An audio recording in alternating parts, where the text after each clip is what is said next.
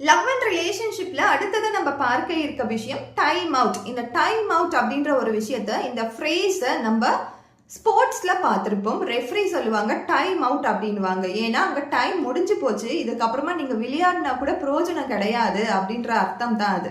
So இதுக்கு மேல சண்டை போட்டா கூட அதுக்கு பிரயோஜனமே இல்லை. அந்த சண்டை எதுக்கு கூட்டிட்டு போக போகுது? பெரிய பெரிய பிரச்சனைகளை தான் உருவாக்க போகுது. ஸோ இப்போ இந்த இடத்துல உங்க ட்ரிகர் பாயிண்ட்டை கண்ட்ரோல் பண்ணி நீங்க டைம் அவுட் அப்படின்ற அந்த பிரேக்கை கொடுங்க அப்படின்னு சொல்ற பாயிண்ட் தான் அது.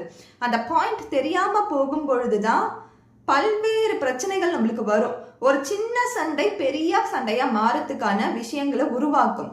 ஸோ எப்பயுமே உங்களுடைய ட்ரிகர் பாயிண்ட்டை புரிஞ்சுக்கோங்க. நீங்க ஒரு இடத்துல டைம் அவுட் அப்படின்னு சொல்லி உங்க பிரெயினுக்கு நீங்க ஆர்டர் போடுங்க, ஸ்டாப் பண்ணுங்க.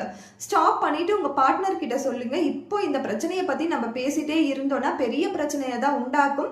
நான் வெளியில போறேன், ஆர் நான் வேற ஏதாவது பண்ண போறேன். ஒரு 2 hours அல்லனா 1 month 1 year கூட வச்சுக்கோங்க. அதுக்கப்புறமா இந்த பிரச்சனையை பத்தி பேசி முடிக்கலாம். இப்போ எனக்கு பேசுறதுக்கு மூட் இல்லை, மைண்ட் இல்லை அப்படின்னு சொல்லி வாக் அவுட் பண்ணுங்க.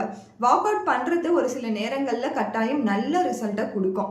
எந்த இடத்துல நம்ம வாக் அவுட் பண்ணணும் அப்படின்னு தெரிஞ்சிருக்கணும். அந்த டைம் அவுட் அப்படின்ற அந்த ஃப்ரேஸை எங்க பயன்படுத்தணும்னு தெரிஞ்சிருக்கணும். ஸோ நான் சொல்ல வந்தது உங்களுக்கு புரியும் நம்புறேன். Thank you so much.